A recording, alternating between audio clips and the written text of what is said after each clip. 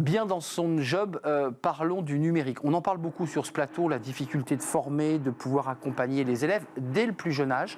Et ça, c'est un sujet que vous portez, Muriel Toiti. Bonjour Muriel. Bonjour. Très heureux de vous accueillir sur ce plateau. Vous êtes déjà venu au cours d'un débat, mais là, vous revenez seul avec nous, partenaire éducation-innovation chez OnePoint. Chez OnePoint. Joie de vous retrouver, cher Arnaud. C'est un vrai plaisir et partagé. OnePoint, d'abord un mot, parce que ça va venir éclairer aussi l'action Chemin d'avenir. Comment on pourrait définir OnePoint ? C'est compliqué de le définir. C'est quoi ? Alors, c'est compliqué avec ça, mais avec ça, très simple. Tout d'abord, OnePoint est l'architecte des grandes transformations autour du numérique, autour du digital, autour des enjeux culturels et humains. Donc déjà, on place le décor. Et puis, c'est un modèle exemplaire, comme j'aime le dire. C'est-à-dire que nous accompagnons de bout en bout et de façon extrêmement personnalisée, en couvrant tous les secteurs, tous les marchés, toutes les expertises des grandes transformations auprès des organisations publiques et auprès des organisations privées, et bien tous les besoins que sont révélés chez ces partenaires. Et puis, nous les accompagnons depuis 20 ans maintenant, puisque nous avons fêté nos 22 ans l'année dernière. OnePoint, c'est 3300 belles âmes qui composent cette merveilleuse maison dans toute la France, dans toutes nos belles régions françaises et aussi à l'international. Et porté par un fondateur. Porté par un fondateur d'exception. Visionnaire, entrepreneur qui répond du nom de David Layani, 44 ans, et qui a créé cette très belle maison à nouveau en 2002. Muriel Toiti, quelque chose de passionnant va se créer le 16 mai prochain, Chemin d'avenir. L'idée, et ça c'est très intéressant, c'est de faire sortir les collégiens de leurs établissements, de leurs salles de classe, avec ces chaises qui font du bruit, pour les projeter chez OnePoint. Il suffit d'aller chez vous pour voir que c'est une sorte d'écosystème où il fait bon vivre, et de les plonger réellement dans quoi ? Dans une rencontre réelle avec ceux qui embauchent, créent, inventent, font de la tech. On est bien d'accord, c'est ça l'esprit. C'est exactement ça, ceux qui font.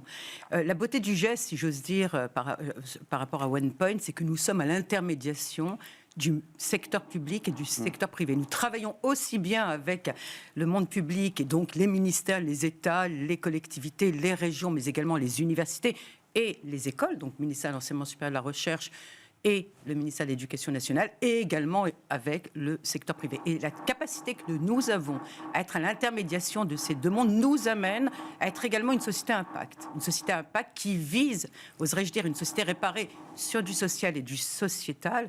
Et nous avons souhaité, en effet, dans le cadre des actions et des activités que nous développons autour de l'éducation, que je porte haut et fort chez OnePoint, eh bien d'aller travailler les collégiennes et les collégiens, comme vous le dites très bien, de les sortir quelque part de leur salle de classe pour les amener dans un lieu qui fait, c'est-à-dire que chez OnePoint, ce que nous disons, nous faisons un lieu d'entreprise avec des lieux extrêmement collaboratifs qui sont propices finalement à la créativité, à la liberté de faire, à la liberté d'être, à la liberté de devenir. Et nous organisons le 16 mai prochain un événement qui traite dans sa globalité sur l'attractivité des jeunes filles au monde de la technologie, du numérique, mais également à la notion d'entreprendre. 100 collégiens, collégiennes seront à ce rendez-vous. C'est eux qui seront les protagonistes du récit de cet événement dont je parlerai. On va voir au fil de l'eau quelques images, quelques photos, parce que ça montre aussi l'écosystème dans lequel vous évoluez et dans lequel évolueront ces collégiennes et collégiens, parce que le lieu, évidemment, est un lieu de conférence, c'est un lieu d'échange, et ça, c'est très important d'avoir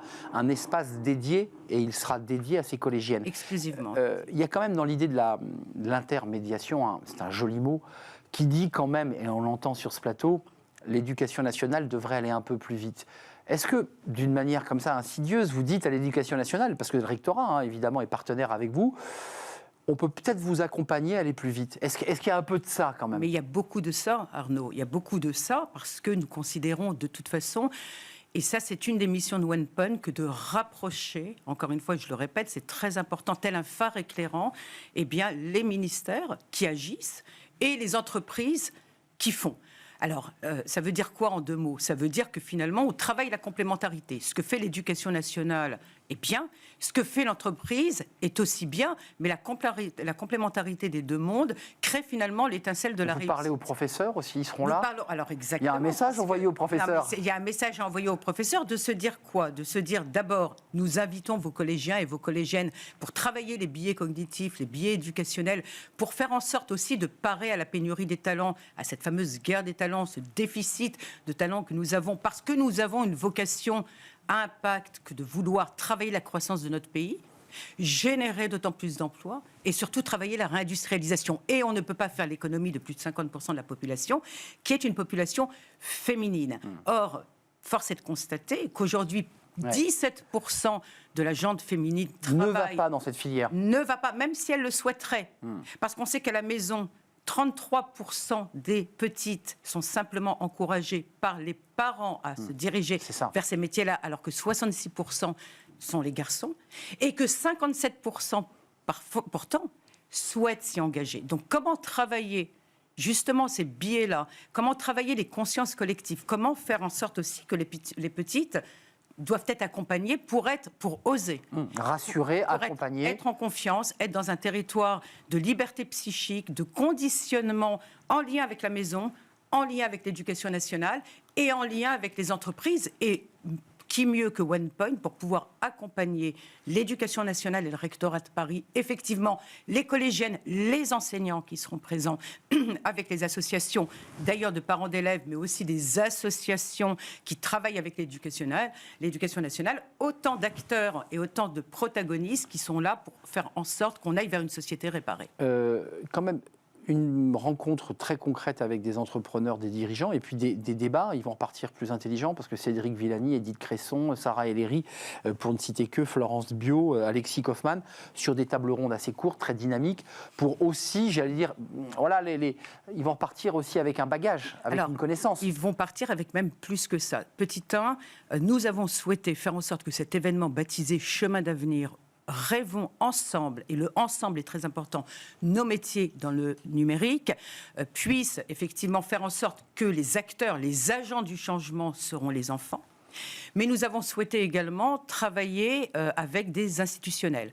La première partie de cet événement, Arnaud, et ça c'est très important, à l'instar de la fresque du climat, sera la fresque, ce que j'ai baptisé, et j'y tiens beaucoup, l'équilibre harmonieux. Parce qu'on considère qu'une société réparée, qui va vers le haut, qui travaille le social, le sociétal et une économie accélérée, ne peut faire l'impasse de l'équilibre. Et l'équilibre, c'est la différence, c'est l'acceptation de la différence, et donc la complémentarité. Mais un équilibre qui vaut la peine ne peut exister que s'il est harmonieux. Donc cette fresque de l'équilibre harmonieux sera un jeu.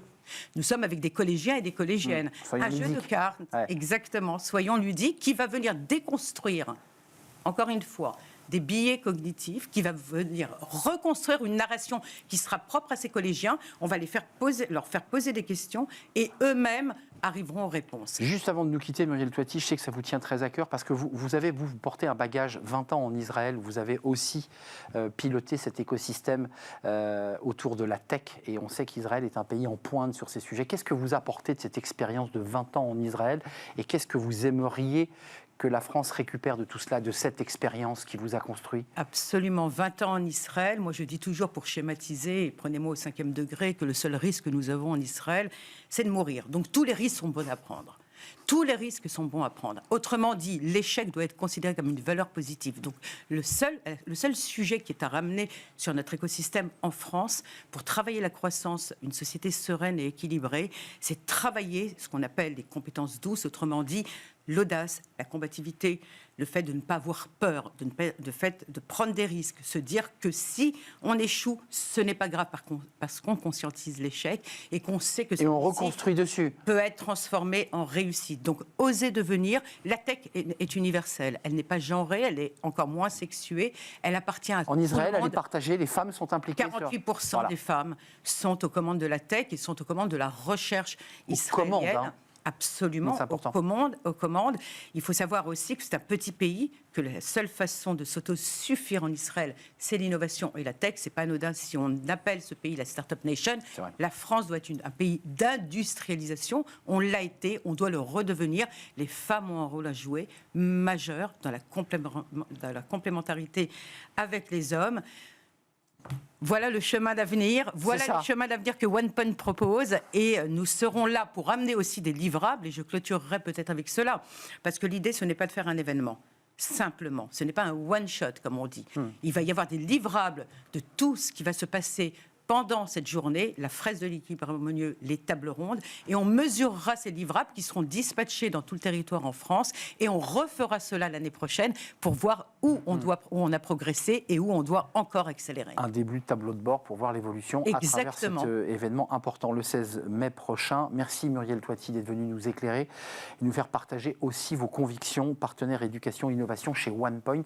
Merci de nous avoir rendu visite. Merci mille fois. On tourne une page, on fait de la philo, on va parler de technique. Ouais. Est-ce que tout est technique? Ça, c'est un vrai sujet puisqu'on évoquait les compétences douces il y a un instant. On en parle avec Thibaut Brière, c'est Smart Philo.